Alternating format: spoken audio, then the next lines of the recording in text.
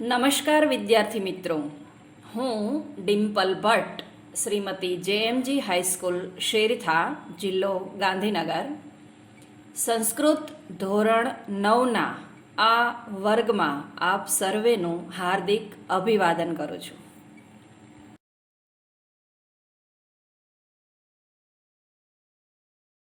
આજે આપણે અભ્યાસ કરીશું પાઠ 15 સુદુર્લભા સર્વ મનોરમા વાણી, એટલે કે સૌના મનને ગમે તેવી વાણી દુર્લભ હોય છે.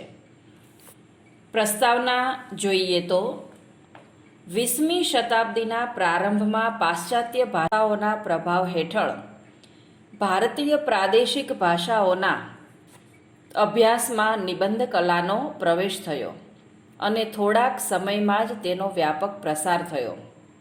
એ સમયે સંસ્કૃતના વિદ્વાનોએ પરંપરાગત વિષયોની સાથે આધુનિક વિષયો ઉપર અનેક નિબંધો લખ્યા. સમય જતાં આ પ્રકારના નિબંધો સંસ્કૃત ભાષા શિક્ષણમાં પણ સ્થાન પામ્યા. સંસ્કૃત નિબંધ લેખકોમાં પંડિત ચારુદત્ત શાસ્ત્રીનું નામ જાણીતું છે. તેમણે પ્રસ્તાવ તરંગિણી નામે સંસ્કૃત ભાષામાં એક સુંદર સુલલિત નિબંધ ગ્રંથ તૈયાર કર્યો છે. તેમણે અહીં સુદુર્લભા સર્વ મનોરમા વાણી શીર્ષકથી જે વિવેચનાત્મક નિબંધ મૂક્યો છે તેને સંપાદિત કરીને અહીં મૂકવામાં આવ્યો છે. વિવેચનાત્મક નિબંધ એટલે કે જેમાં વિવેચન કરવામાં આવ્યું હોય, ટીકા કરવામાં આવી હોય. આ નિબંધમાં એ તથ્ય રજૂ થયું છે કે જગતના વિવિધ પ્રકારના લોકો છે. બધાના રસ અને રુચિ એક સરખા હોતા નથી. પરિણામે સૌ કોઈનું મન હરી લે તેવી વાણી દુર્લભ છે.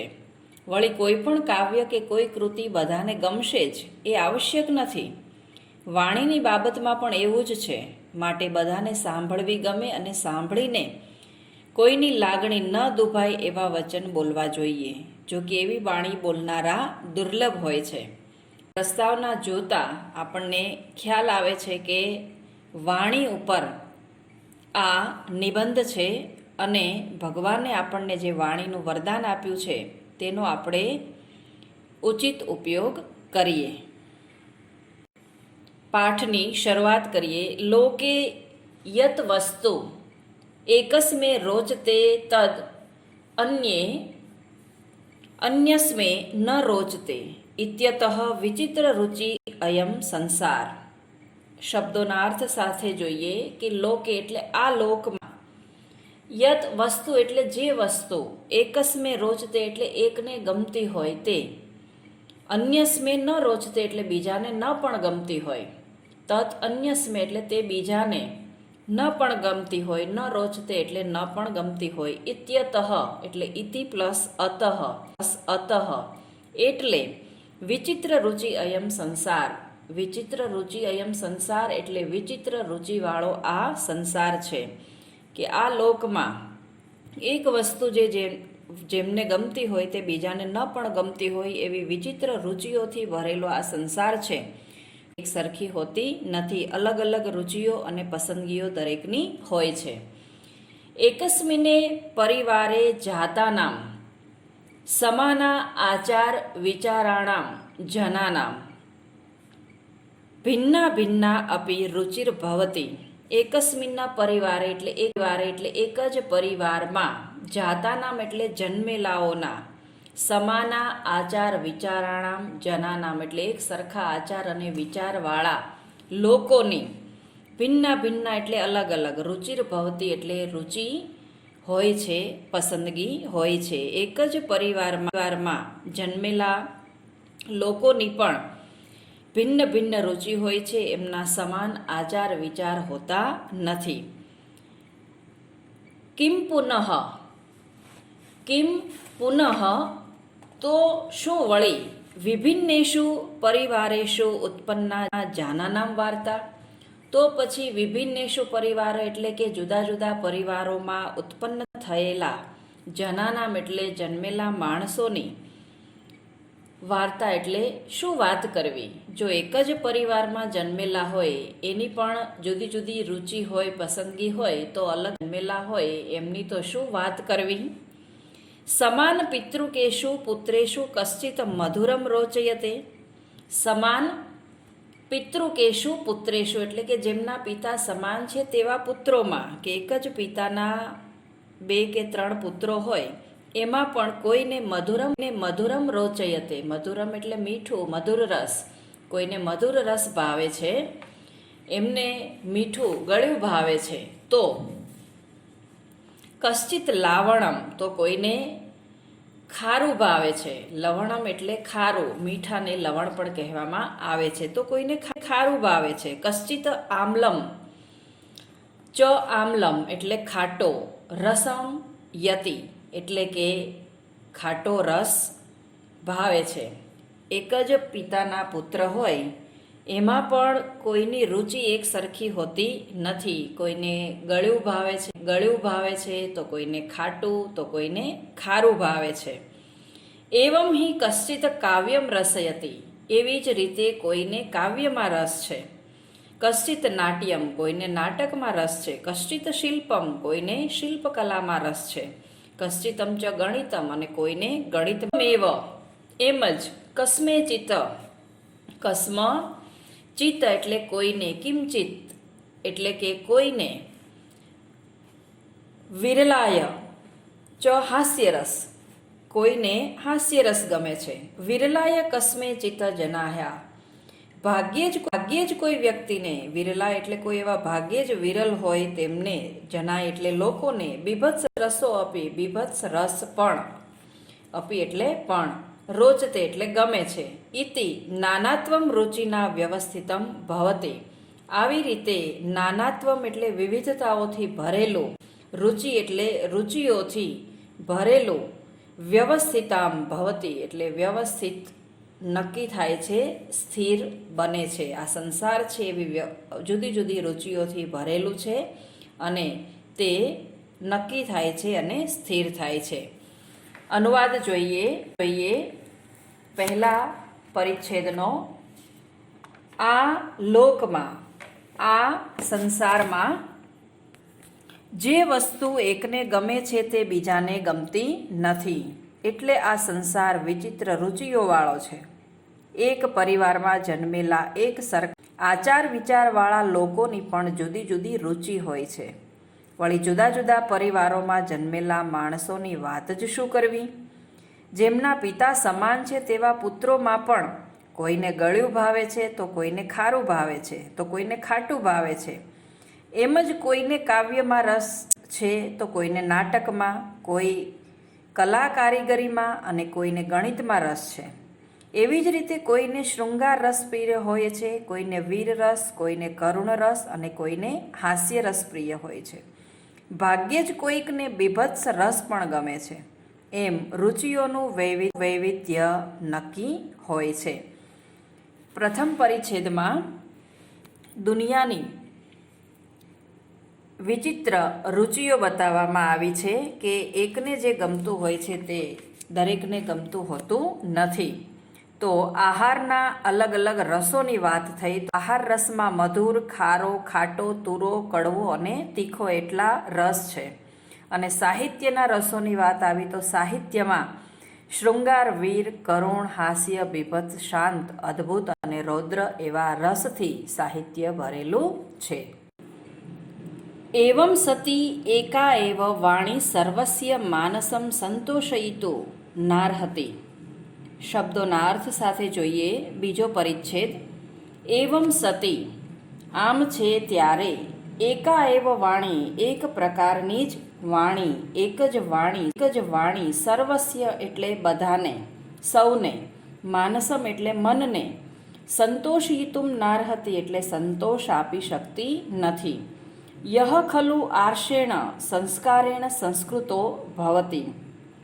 યહ ખલુ એટલે જે ખરેખર, આર્ષેણ એટલે ઋષિકારેણ એટલે સંસ્કારિત કરેલી, સંસ્કૃત ભવતિ એટલે સંસ્કારયુક્ત જે વાણી હોય છે તે, તસ્મે મૃદી રુજવી ચ વાણી રોચતે. ઋજ્વી એ ઋજુનું સ્ત્રીલિંગ છે. ઋજુ એટલે કોમળ, સરળ. મૃદી એટલે મૃદુ અને સરળ વાણી. રોચતે એટલે ગમે છે. ન તું કર્કશા કુટિલાવા, નહીં કે કર્કશા એટલે કઠોર, કુટિલા એટલે કપટવાણી વાણી. અતઃ એતે સહ વાર્તા અવસરે એતાદશી વાણી એવં ઉચિતા ભવતી. અતઃ એતે આથી, એતે સહ એટલે બધાની સાથે, વાર્તા અવસરે એટલે વાર્તાના સમયે, વાતચીતના પ્રસંગે, એતાદશી વાણી એટલે આવી વાણી, ઉચિતા ભવતી એટલે કે ઉચિત છે તેવી વાણીનો આપણે ઉપયોગ કરવો જોઈએ. બીજા પરિચ્છેદમાં કહે છે કે એક જ પ્રકારની વાણી દરેકના મનને સંતોષ આપી શકતી નથી. ખરેખર જે ઋષિઓ દ્વારા સંસ્કારિત થયેલી સંસ્કૃત એટલે કે સંસ્કારિત થયેલી સંસ્કારયુક્ત વાણી છે તે મૃદુ અને કોમળ હોય છે, ને તે વાણી જ બધાને ગમે છે, કુટિલ કર્કશ વાણી નહીં. એટલે વાર્તાના અવસર સમયે, વાતચીત પ્રસંગે આવી પ્રકારની વાણી ઉચિત હોય છે. પરંતુ યહ જડ દુર્વ્યસન રતઃ, પરંતુ જે જડ લોકો હોય છે, દુર્વ્યસની એટલે વ્યસનોમાં રચ્યા પચ્યા હોય છે, અલસચ સેવક એટલે આળસુ સેવકો હોય છે, તસ્મે તસ્યા અધિપઃ એટલે તેને તેના માલિકો, અધિપત એટલે માલિક, તેને તેના ઉપરી અધિકારી હોય છે જે, તસ્ય અધિપ એટલે તેના માલિક હોય છે તે, પ્રાય એટલે હંમેશા, કર્કશા એટલે કડવી વાણી, વદતી એટલે કહે છે, કાર્ય સંયોજયતી સ્વકીયમ પ્રયોજનમ ચ સંપાદયતી, અને તે પોતાનું કામ કરાવવા માટે, પોતાના પ્રયોજનને સિદ્ધ કરવા માટે, સંપાદયતી એટલે કે મેળવી લે છે પોતાનું જે હેતુ હોય છે તે. કેમ કે આવા સેવકો જે આળસુ હોય છે એ સીધી અને કોમળ અને મૃદુ ભાષાથી સીધા થતા નથી. તેની સાથે કર્કશ વાણીથી જ કામ લેવું પડે છે. હિન્દીમાં પણ કહેવત છે, લાતો કે ભૂત બાતો સે માનતે નહીં હૈ, એટલે કે સીધા લોકો હોય એની સાથે રુજુ અને સરળ વાણીથી આપણે વાત કરી શકીએ, પણ જે લોકો કેવા હોય, દુર્વ્યસની હોય, જળ હોય, આળસુ સેવકો હોય, તેને તો આપણે કર્કશ વાણીથી જ તેની સાથે વર્તન કરવું પડે, તો જ એ પોતાનું કાર્ય કરે છે, આળસનો ત્યાગ કરે છે, અને આવી રીતે આ માલિકો તેની પાસેથી પોતાનું કાર્ય કરાવે છે. અનુવાદ જોઈએ પેરેગ્રાફ 2નો. આમ છે ત્યારે એક જ વાણી સૌના મનને સંતોષી શકતી નથી.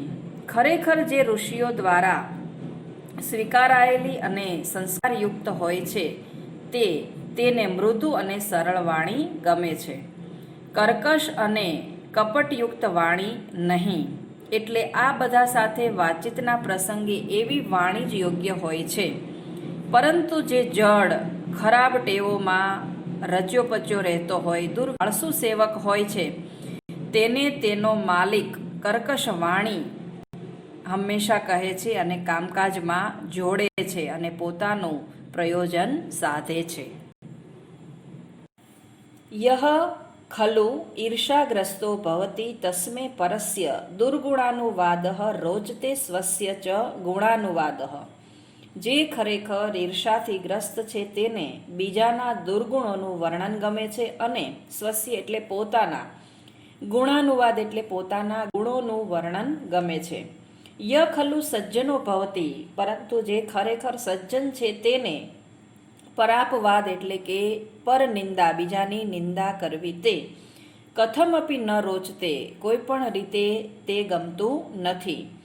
કેચન અસૂયકા, કેચન એટલે કેટલાક, અસૂયકા એટલે ઈર્ષા કરનારા હોય છે, ભવંતી હોય છે, તે હિતમપી, તે હિતકારી હોય તો પણ, અનુશાસનમ ન સહતે, કોઈ શિખામણ આપે, ઉપદેશ આપે કે અનુશાસનની શિખામણ આપે તો પણ એ ન સહનતે એટલે સહન કરતા નથી.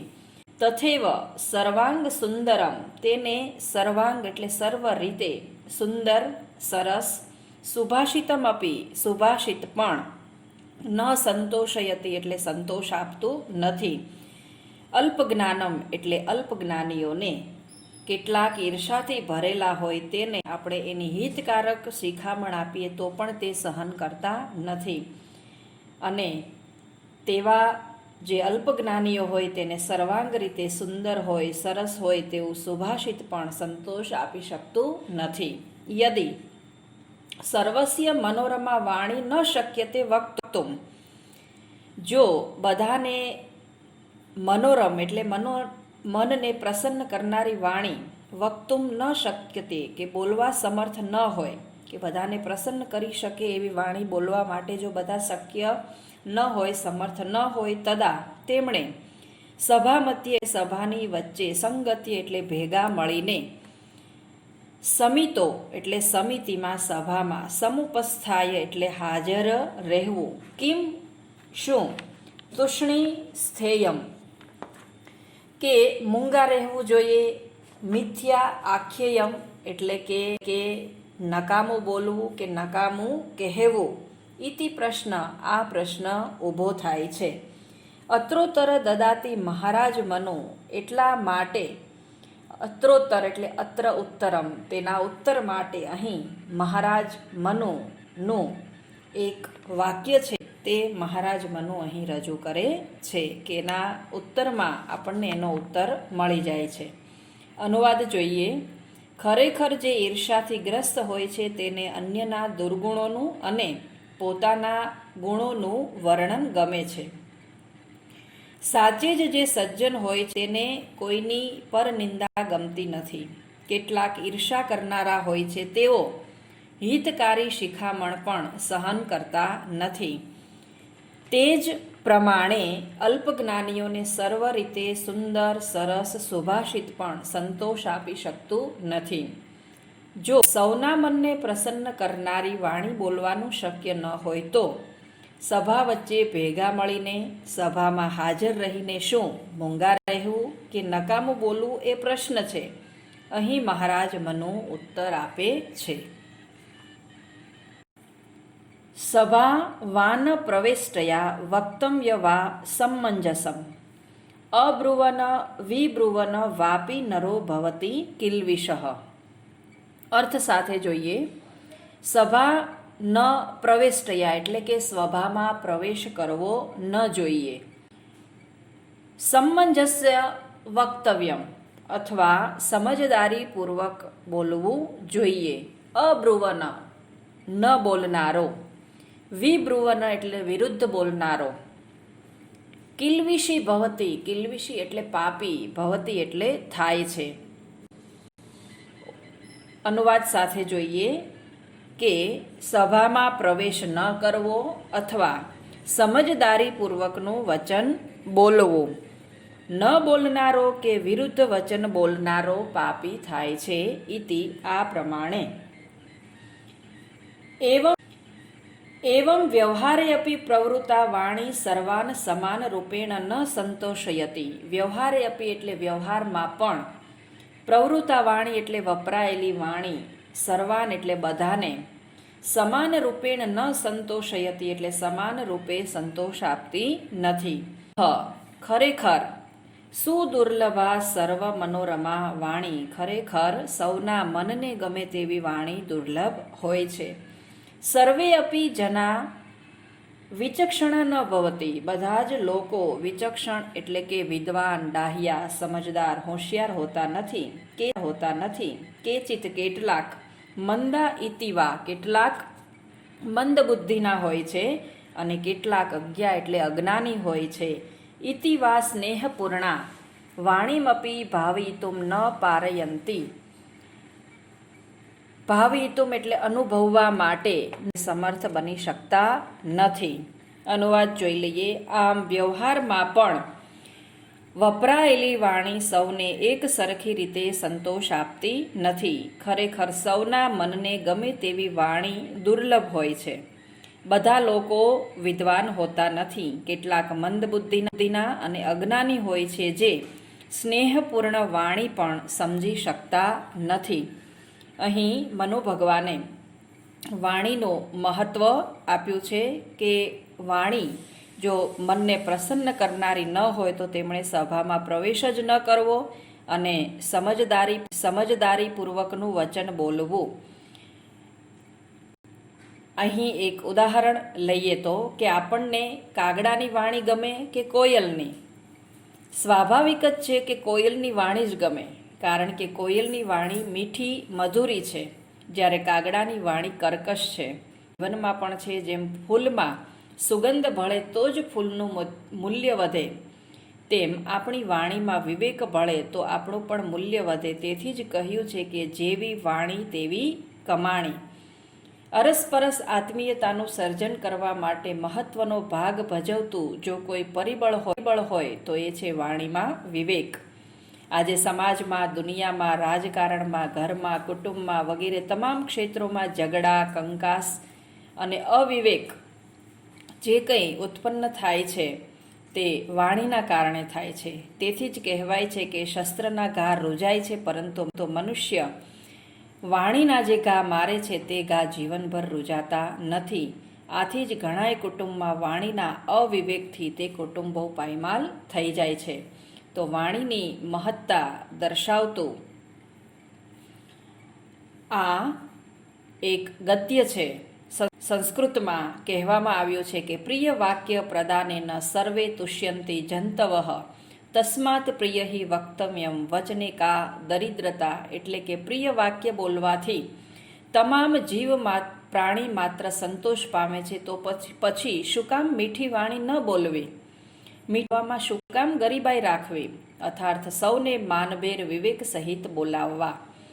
દૂધમાં જરૂર પડતી ખાંડ નાખનાર આપણે, દાળમાં જરૂર પૂરતું મીઠું નાખનાર આપણે, કપડામાં જરૂર પૂરતી જ ગળી નાખીએ છીએ, તો વ્યવહારમાં પણ જરૂર પૂરતા યથાયોગ્ય શબ્દ બોલનાર નહીં બનીએ તો જિંદગીમાં અશાંતિ સર્જનારી એ જ ક્ષણો અમૃતમય બની જશે. એટલે આપણે બોલવામાં વિવેક રાખવો જોઈએ. જેમ સુપડાથી અનાજ સાફ કરીએ છીએ તેમ વાણીને વિચારના સુપડાથી શુદ્ધ કરવી જોઈએ. ધીર વિદ્વાનો મનથી ખૂબ વિચારીને વાણીનો પ્રયોગ કરે છે તો તે સૌને મધુર લાગે છે. કેટલાક લોકો બોલતા હોય તો એવું લાગે કે સતત સાંભળતા જ રહીએ, અને ઘણા બોલે તો મગજ ઉપર સાંબેલા મારતા હોય ને તેવું લાગે. શેક્સપિયર કહે છે કે બોલતા બધાને આવડે છે, વાતચીત કરતા બહુ થોડાને. હારી ગયેલા પોરસને સિકંદરે પૂછ્યું કે તારી સાથે કેવો વર્તાવ કરવો જોઈએ? પોરસે કહ્યું કે એક રાજા બીજા રાજા સાથે वर्ताव केवो करे तेवो, जैसा एक राजा दूसरे महाराज के साथ करते हैं वैसा. આ શબ્દ ઉપર સિકંદર ફિદા થઈ ગયો અને એને સજા કરવાનું ટાળી દીધું. એનું જીતેલું રાજ્ય પણ પાછું આપી દીધું અને સોનાના અક્ષરોથી એ વાક્યને એણે મઢી લીધું. અને યુનાન એ જવાબને લઈ જાય છે અને ત્યાંના લોકોને કહે છે કે ભારતમાં એવા પણ રાજાઓ છે કે જે રાજાઓ યુદ્ધ હારી જાય છે પણ પોતાની હિંમત હારતા નથી. છે વાણીની સુંદરતા અને વાણીનું મહત્વ. એતાદૃશાન જનાન દ્રષ્ટવા કિમ વ્યવહારે વાણી પ્રયોગઃ પરિત્યક્તઃ. તો કે આવા પ્રકારના લોકોને વ્યવહારમાં વાણીનો પ્રયોગ પરિત્યક્ત એટલે શું? છોડી દેવો જોઈએ? નહીં, ના ના. મૃગાહ સંતિતિ યવાહ નોપ્યંતે. મૃગાહ એટલે પ્રાણીઓ છે, સંતિ એટલે છે, યવા નોપ્યંતે એવું વિચારીને, યવા એટલે જવ, નો ઉપયંતે એટલે વાવવામાં આવતા નથી, કે પ્રાણીઓ છે એ ખેતરના અનાજ છે એ ખાઈ જાય છે, તો એ ખાઈ જવાના છે એવું વિચારીને આપણે અનાજ વાવવાનું છોડી દેતા નથી. ઉપયંતે એ વાવવામાં આવે જ છે. ભિક્ષુકાહ સંતિતિ સ્થાલ્યો નાધિ શ્રીયંતે.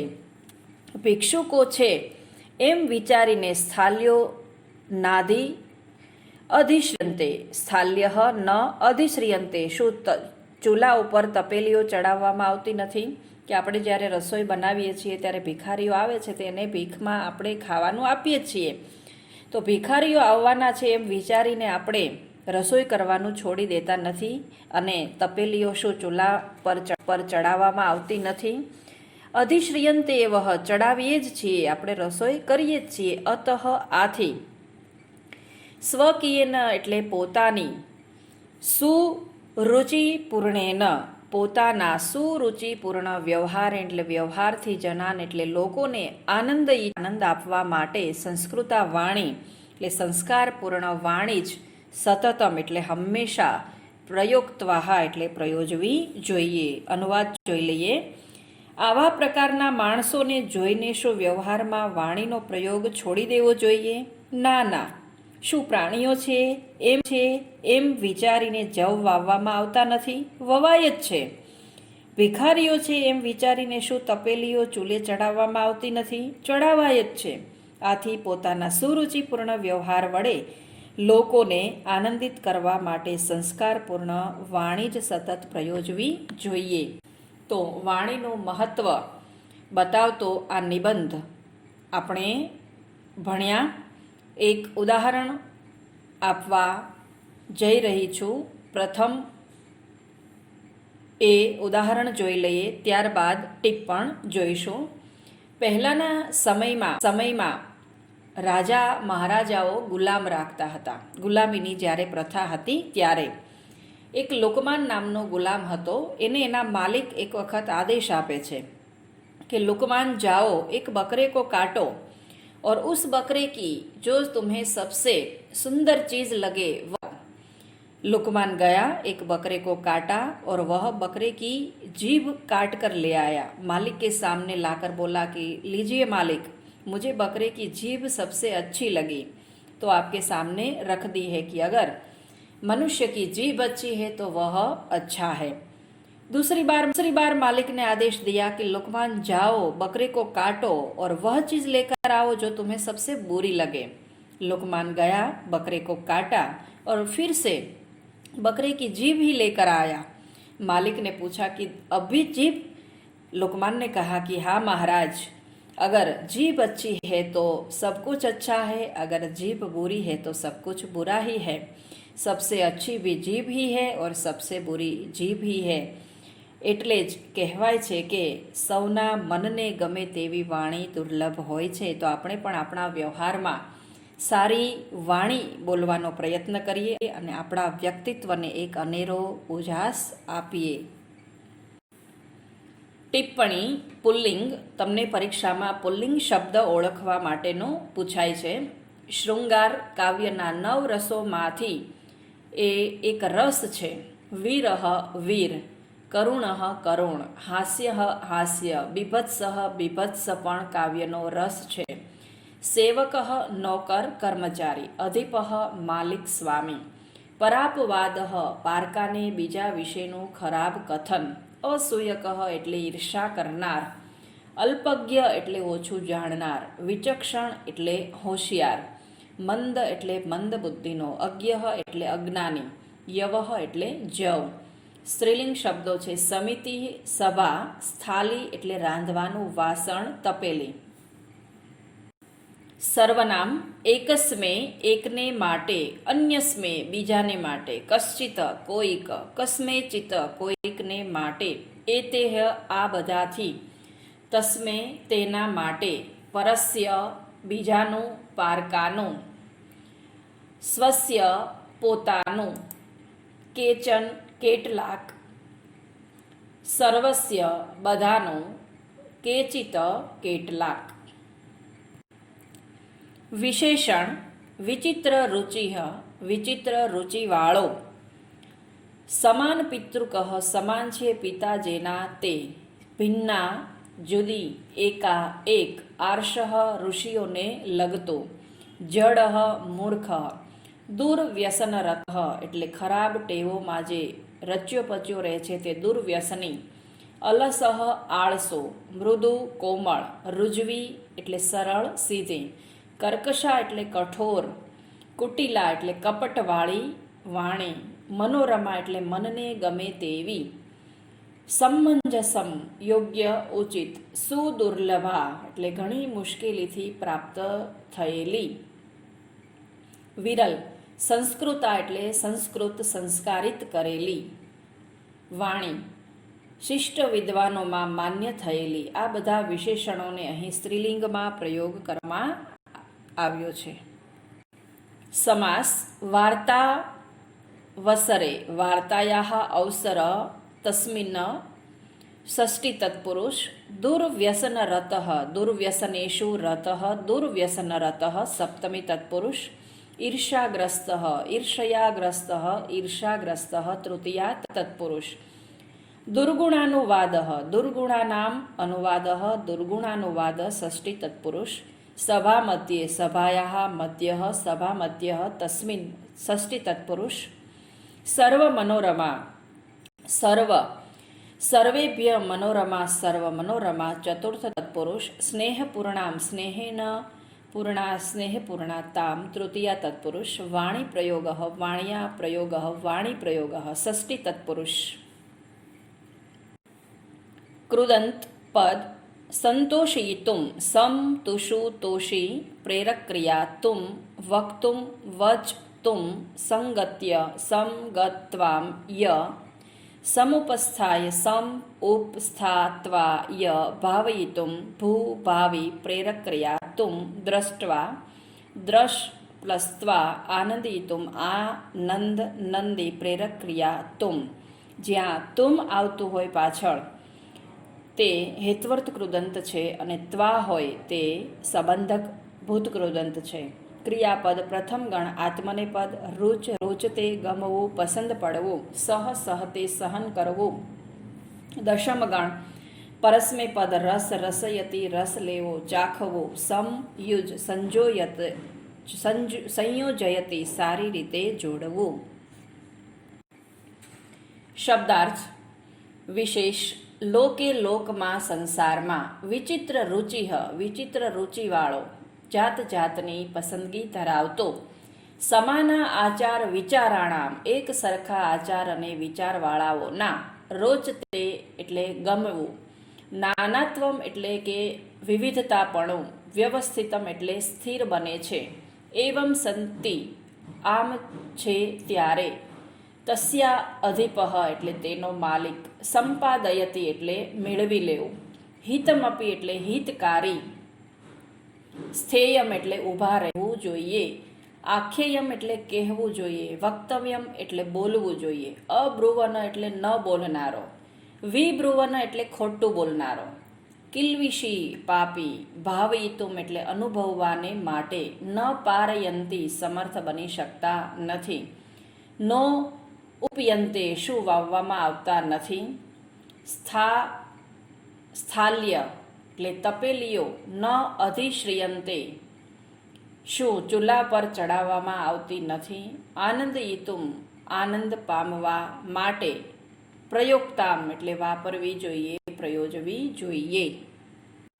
સંધિ યદસ્તુ યત વસ્તુ રુચિર્ભવતી રુચિ ભવતી બીભત્સો રસો અપી બીભત્સ રસઃ અપી તસ્યાધીપઃ તસ્ય અધીપઃ સજ્જનો ભવતી સજ્જનઃ ભવતી વાપી વા અપી વ્યવહારે અપી વ્યવહારે અપી સંતિતિ સંતિ ઇતિ નો ઉપયંતે ન ઉપયંતે સ્થાલ્યો નાધિશ્રિયંતે સ્થાલ્યઃ ન અધિશ્રિયંતે.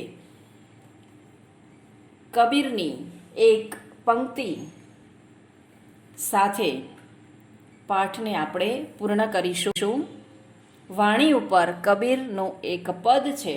કબીર કહે છે કે એસી બાની બોલીએ મન કા આપા ખોઈ औरन को शीतल करे आप हो शीतल होय. तो हम भी ऐसी वाणी का ही अपने व्यवहार में उपयोग करें. धन्यवाद.